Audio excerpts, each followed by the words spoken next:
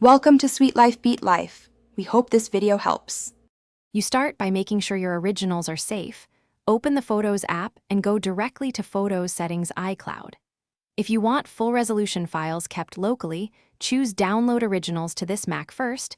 This prevents data loss when you stop syncing. Once that finishes, uncheck iCloud photos inside those settings. This is the first action that stops new uploads and downloads. Make sure you remain signed into the same Apple ID so the setting change applies properly. Once done, monitor the download progress at the bottom of Photos. Large libraries take time, so be patient.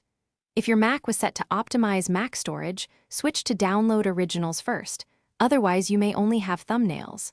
Also, open System Settings Apple ID iCloud to verify storage and sync status. This shows if items remain uploading or stalled. If syncing appears stuck, keep the app open and let it complete. Interrupting can leave files in an inconsistent state. To finish, disable iCloud Photos in System Settings Apple ID iCloud as a final confirmation. This ensures system-level syncing is off.